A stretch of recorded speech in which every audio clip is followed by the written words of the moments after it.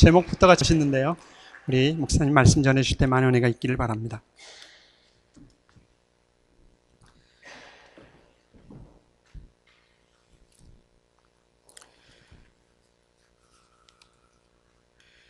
여러분을 주 안에서 만나게 돼서 참 반갑습니다. 저만 반갑나요, 여러분? 별로 반가우시지가 않으신 것 같아요. 그 교회 와서 제가 느낀 그 느낌은 제가 잠언서 27장 17절에 있는 말씀을 참 제가 좋아합니다.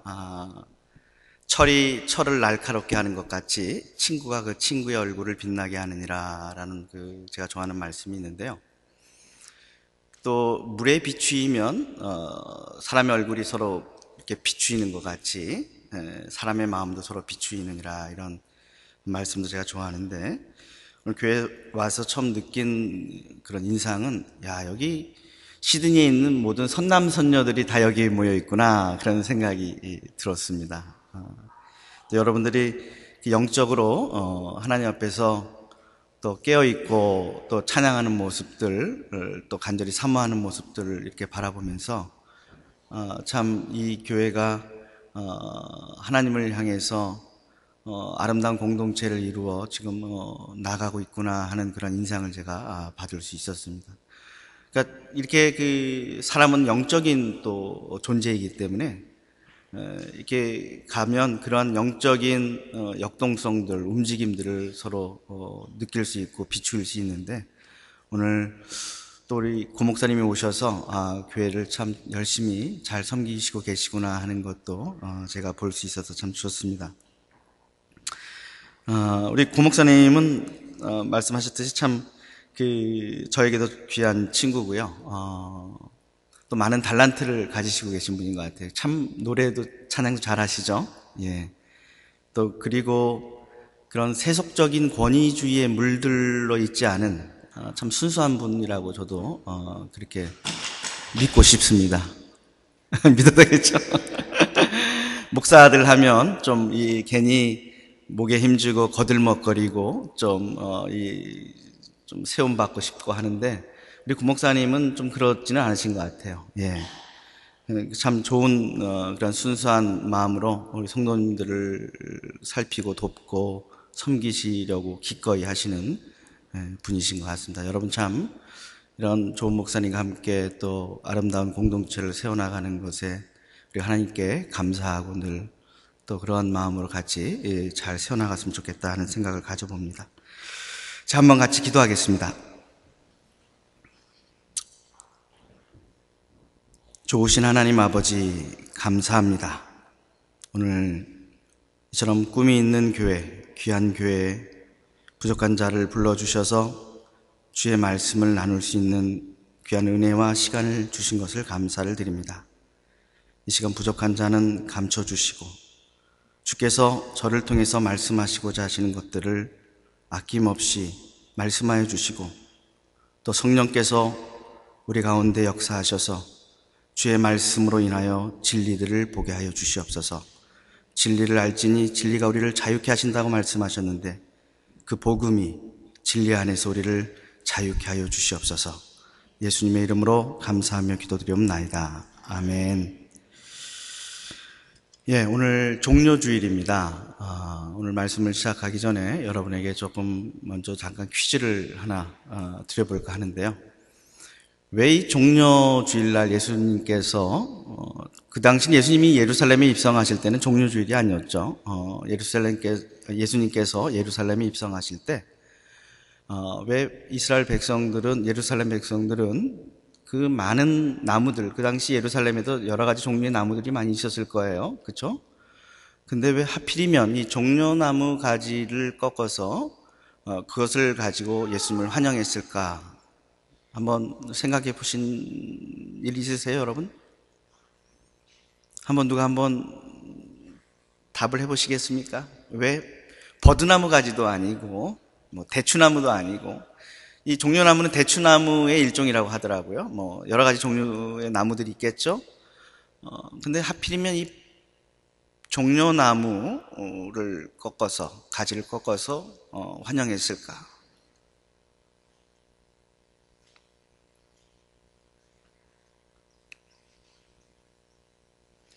이 종려나무는요, 고대인들에겐 은혜의 나무로 알려져 있습니다.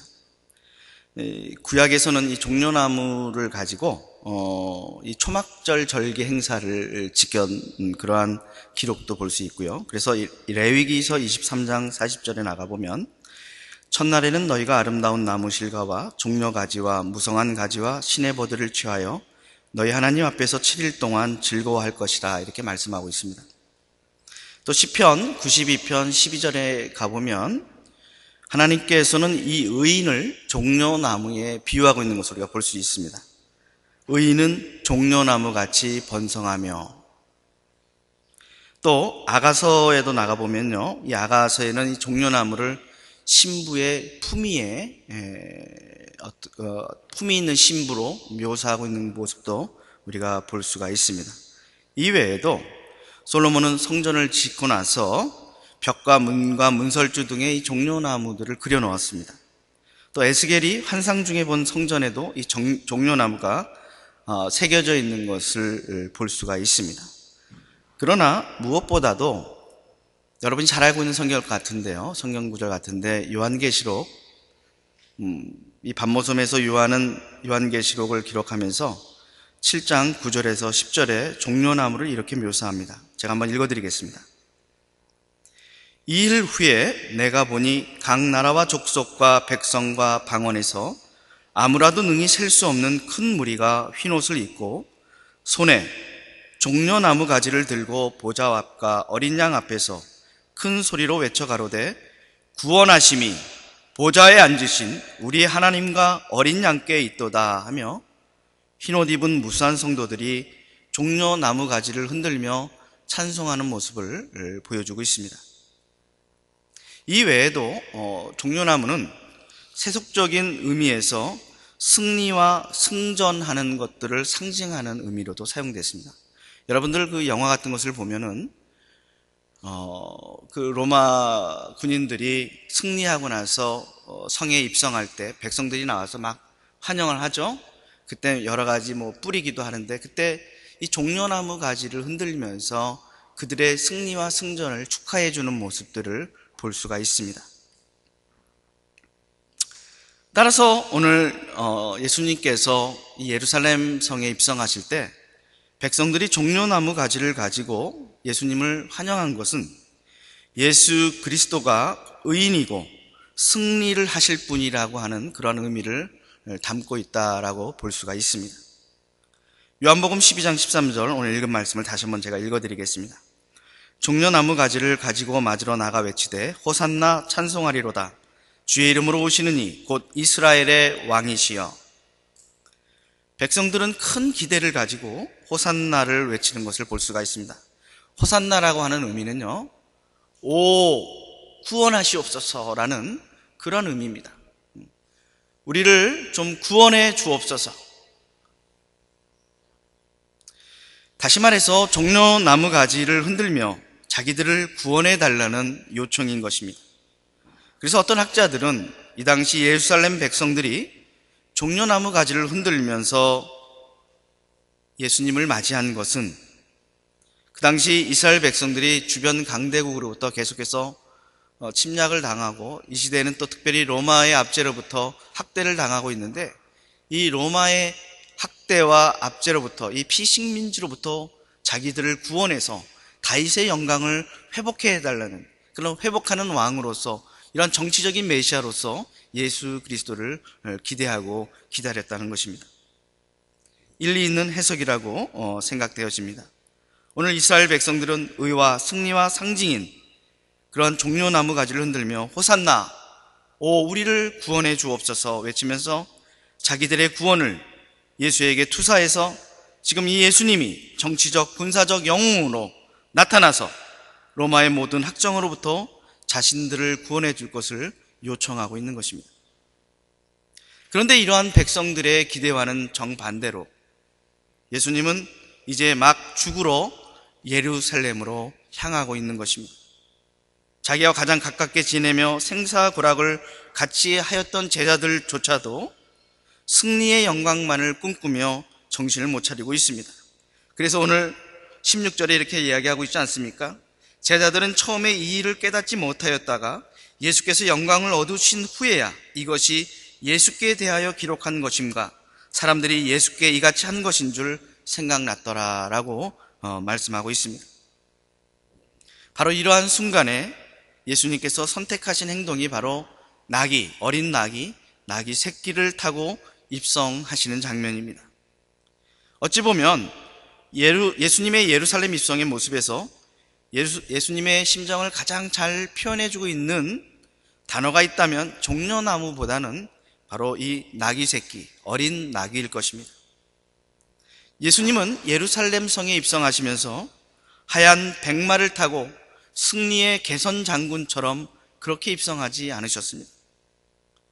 어떻게 보면 우스꽝스럽게 보일 수도 있듯이 어린 나귀, 그것도 그 큰 나귀도 아닌 나귀의 가장 어린 나귀, 한 번도 짐을 실어보지 않고 사람을 태워보지 않은 그러한 어린 나귀 새끼를 타고 예루살렘 성에 입성하셨다는 것입니다. 스가랴서 9장 9절을 보면요, 스가랴 선지자는 이러한 예수님의 입성 모습을 미리 예언하고 있는 것을 볼 수 있습니다. 시온에 따라 크게 기뻐할지어다. 예루살렘에 따라 즐거이 부를지어다.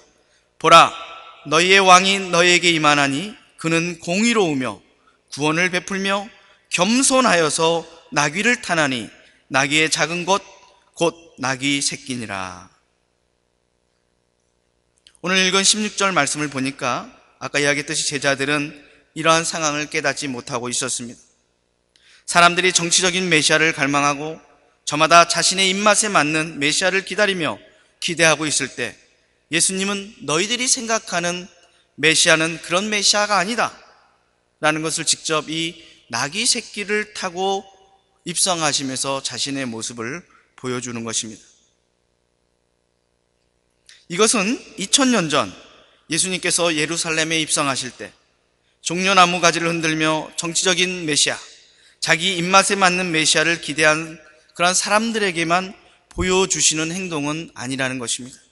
오늘 우리에게, 오늘 예배드리는 바로 이 순간 앉아있는 저희들에게 오늘 예수님의 십자가는 외면하고 부활과 승리의 영광만을 추구하는 우리들을 향해서도 예수님은 이렇게 동일하게 말씀하고 계십니다. 봐라, 나는 이렇게 어린 나귀 새끼를 타고 예루살렘으로 향한다. 그리고 나는 곧 십자가에 못 박혀 죽을 것이다. 십자가의 고난이 없이는 부활의 영광도 없을 것이다. 믿으십니까, 여러분? No crown, no cross, no crown. 십자가가 없이는 부활의 영광을 우리가 온전히 맛볼 수 없는 것입니다. 너희가 나의 진정한 제자라면 너희 각자의 십자가를 지고 나의 길을 따라올 것이다. 내일부터 이제 한 주간 동안 예수님께서는 십자가를 향해 걸어가신 그 길을 제가 기억하며 묵상하는 고난주간입니다. 이 한 주간 특별히 이 예수 그리스도께서 겸손하여서 나귀 새끼를 타고 자신의 죽음을 향하여 묵묵히 걸어가시는 그 묵상을 우리가 주님 앞에서 하면서 고난주간에 주님의 주시는 그런 은혜들을 여러분들이 한번 깊이 체험할 수 있는 그런 귀한 시간들이 되시기를 주님의 이름으로 축원을 드립니다. 오늘 특별히 이 종려주일에 저는 여러분들에게 이 사람들을 소개해 드리기를 원합니다. 그 첫 번째 사람은 다름 아닌 나귀 주인입니다. 우리가 오늘 읽은 요한복음 12장 14절에는 단순하게 예수는 한 어린 나귀를 만나서 타시니 이렇게 간단하게 묘사하고 있지만요, 병행 구절인 마태복음 21장 1절에서 11절, 마가복음 11장 1절에서 6절, 누가복음 19장 28절에서 48절, 공간복음이죠. 이 말씀들을 자세히 보면요, 이 장면에 대해서 조금 더 자세히 묘사하고 있는 것을 볼 수가 있습니다. 우리 같이 한번 마가복음 14장 12절 말씀을 한번 찾아 읽어보겠습니다. 마가복음 14장 12절 이하의 말씀입니다.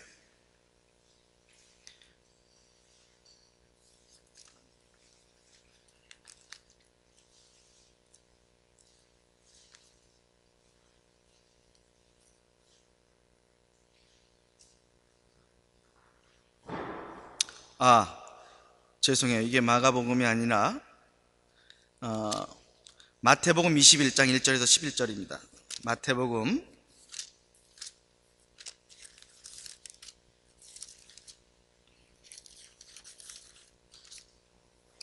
21장 1절에서 11절입니다.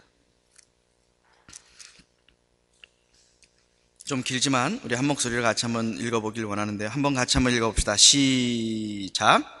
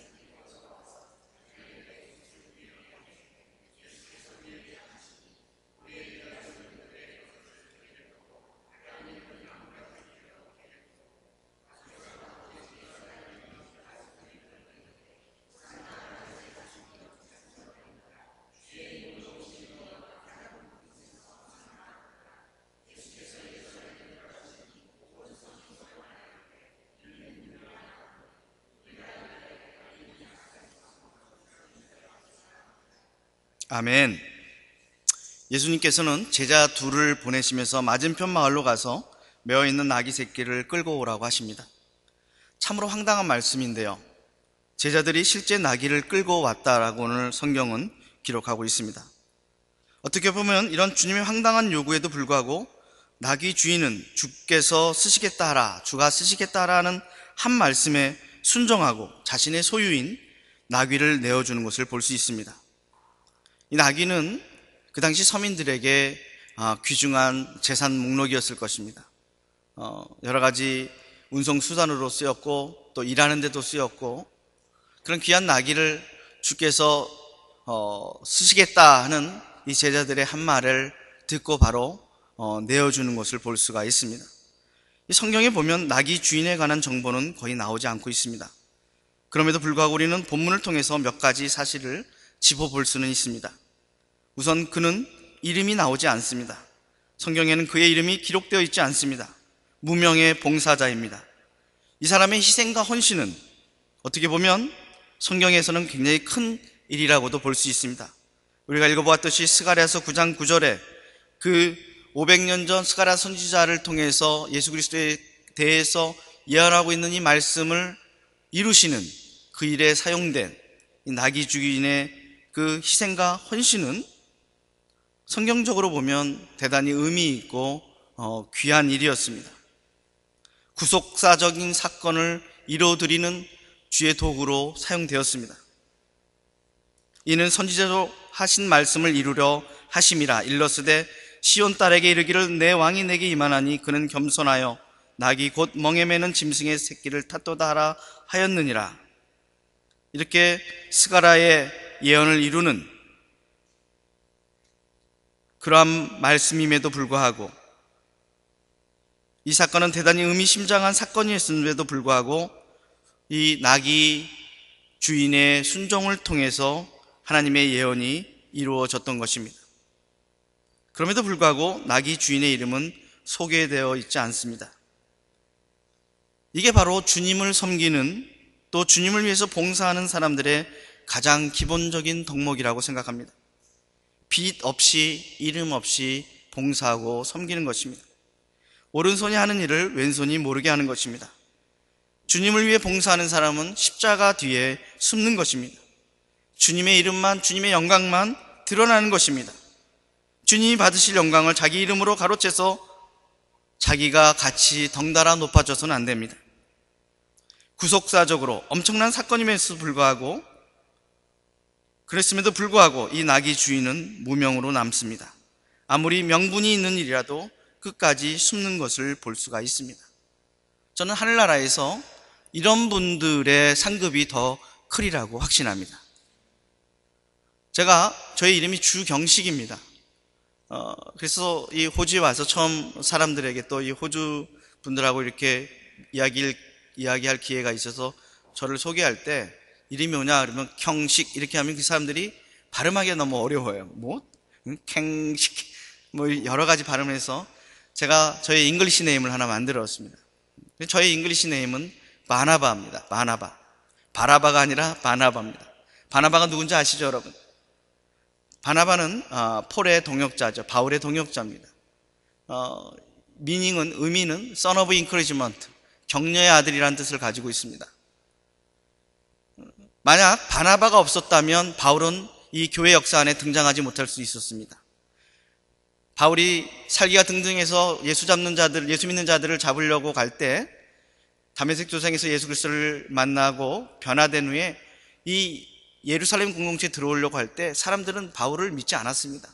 근데 이 바나바를 신뢰했기 때문에, 바나바가 천거했기 때문에 이 바나바의 크레딧을 통해서 바울이 이 예수님을 믿는 그 제자들의 공동체에 들어올 수 있었던 것입니다.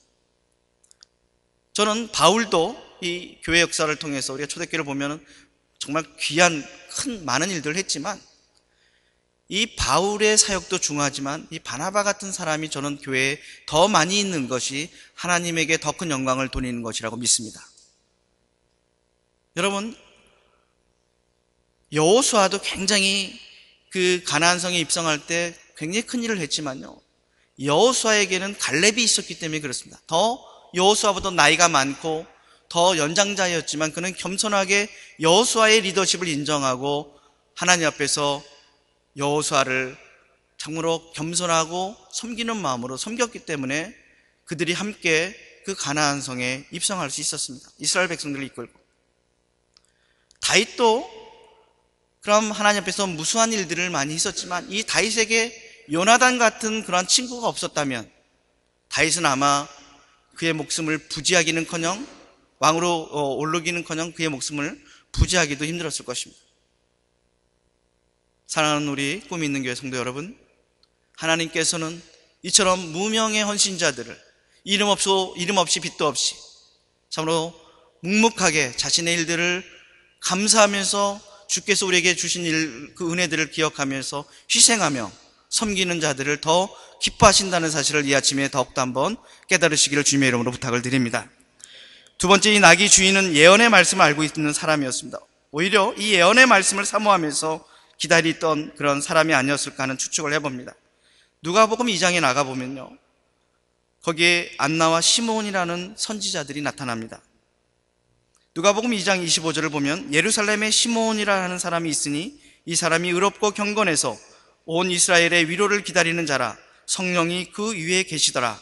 저가 주의 그리스도를 보기 전에 죽지 아니하리라 하는 성령의 지시를 받았더라. 그래서 시므온은 그 당시 난지 8일이 되면 그러한 전통에 따라서 할례를 행하기 위해서 유대인들이 강보에 쌓인 아기들을 수없이 데리고 성전에 나옵니다. 근데 그 많은 아기들 가운데 이 안나와 시므온은 아기 예수를 발견하고 그 아기 예수를 그들이 안고 축복하며 하나님 앞에 찬송과 영광을 돌리는 장면이 누가복음 2장 이하에 나옵니다. 그 당시 성전을 드나들던 많은 사람들은 이 요셉과 마리아가 들고 있었던 아기 예수를 보았을 것입니다. 그럼에도 불구하고 그들은 그냥 스쳐가는 한 아기에 불과했지만 이 메시아를 그토록 고대하며 기다리며 헌신했던 이 아기 예수를 보고 축복하고 찬양하지 않고서는 내가 죽지 아니하리라 하는 그 성령의 음성을 듣고 그것을 열망하며 기다렸던 이 안나와 시므온은 그 아기 예수를 들고 오는 요셉과 마리아를 발견하자마자 아기 예수인 줄 발견하고 그들을 안고 하나님 앞에 찬양과 찬송을 올려드리는 것을 볼 수가 있습니다. 왜 그랬습니까? 그들은 진정 메시아를 기도 중에 기다리고 수곤했기 때문입니다. 여러분, 하나님의 일들이란 굉장히 큰 것들을 생각하기 쉬운데요, 그것들만 하나님의 일들은 아닙니다. 우리의 삶 가운데 작은 것 하나하나 순종해 가며 하나님 앞에 최선을 다하고 감사 생활을 하는 것, 그러한 것조차도 하나님의 나라를 이루어가는 것인 줄 믿으시기 바랍니다. 오늘 안나와 이 시므온은 이 아기 예수를 안고 많은 사람들 앞에서 이분이 바로 너희들을 구원할 메시아라는 것을 하나님 앞에서 선포하며 축복하며 찬양했습니다. 그들은 그것을 고대하고 기다렸기 때문에, 기대하며 기도하며 그렇게 열망 중에 기다렸기 때문에 그 예수를 발견할 수 있었던 것입니다. 우리가 얼마나 많이 교회 문턱을 자주 밟습니까? 얼마나 많은 예배를 우리 일생 가운데 드립니까? 얼마나 많은 찬양들을 우리 입술로 주님 앞에 올려드립니까? 그럼에도 불구하고 그 찬양 가운데, 또 우리의 드린 예배 가운데 여러분 정말 그 아기 예수를, 우리를 위하여서 이 땅에 낮고 천한 모습으로 오신 예수를 만나시고 그분께 감격하며 감사하며 온전히 드리는 예배를 드린 기억이 몇 번이나 되십니까? 오늘 한 분만 더 소개하고 말씀을 마치고자 합니다. 성경은 이 나귀 주인을 언급하면서 오늘 읽은 요한복음 12장 1절에서 6절에 한 여인을 보여주고 있습니다. 이 여인은 향유를 부어서 예수님의 발을 씻겨주는 여인의 모습입니다. 마리아는 지극히 비싼 향유 곧 순전한 나드 한 근을 가지고 와서 그 옥합을 깨뜨리고 예수의 발에 붓고 자기 머리털로 예수님의 발을 씻기십니다. 그때 사람들이 여인을 꾸짖습니다. 그때 주님께서는 그 여인을 옹호하면서 이렇게 이야기하십니다. 가만두어라. 그가 내 장사를 준비했다. 온 천하에 복음이 전파되는 곳에 이 여인의 일이 기념될 것이다 라고 말씀하십니다. 제자들도 눈치를 못 챘는데 이 여인은 고도의 감각으로 향유를 부음으로 주님의 장례를 준비하고 있습니다. 그래서 주님이 그 여인을 극찬하고 있는 것입니다. 이것에 대한 병행 구절이요, 누가복음 7장 36절 이하에도 나옵니다. 이 누가복음 7장 36절 이하에 보면 여기에는 이 여인의 이름이 나오지 않습니다. 거기서는 바리새인이 예수님을 초대하는 장면으로 나옵니다. 그런데 갑자기 한 여자가 와서 울며 눈물로 예수님의 발을 적시고 자기 머리털로 예수님의 발을 씻습니다. 그때 예수님을 청한 바리새인 시몬은 속으로 판단합니다. 이 여인이 누군지 알았다면 예수님이 이렇게 하지 못하게 했을 텐데, 그때 예수님께서 뭐라고 하십니까? 하나의 비유를 들어주십니다. 어떤 돈을 빌려주는 사람이 있는데 한 사람은 500데나리온의 빚을 졌고 한 사람은 50데나리온의 빚을 졌다. 근데 이 둘 다 갚을 능력이 없어서 두 사람 다 탕감하여 줬다. 이 둘 중에 이 돈 빌려주는 사람을 누가 더 사랑하겠느냐? 여러분, 누가 더 사랑하겠습니까? 당연히 많이 탕감을 받은 자겠죠. 그래서 이 시몬도 당당하게 합니다. 그야 많이 탕감함을 받은 사람입니다. 그때 예수님께서 뭐라고 하십니까? 맞다. 너는 나를 초대한다고 해놓고도 발 씻을 물도 내오지 않았다. 그 당시 이스라엘 사람들은 샌들을 신고 다녔기 때문에 꼭 남의 집에 초대받아 갔을 때는 이 발 씻을 물을 내어갖고 와서 그 손님의 발을 씻어주는 것이 그들의 예의고 매너였습니다. 그러나 이 시몬, 바리새인 시몬은 예수님을 초대해놓고도 발 씻을 물도 내오지 않았습니다.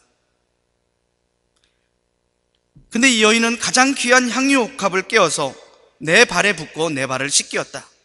이러므로 내가 너에게 말하노니 저의 많은 죄가 사하여졌느니라. 이는 저의 사랑함이 많음이라. 사함을 받은 일이 적은 자는 적게 사랑하느니라. 이런 말씀을 하십니다. 이러므로 너희에게 말하노니 저의 많은 죄가 사하여졌느니라.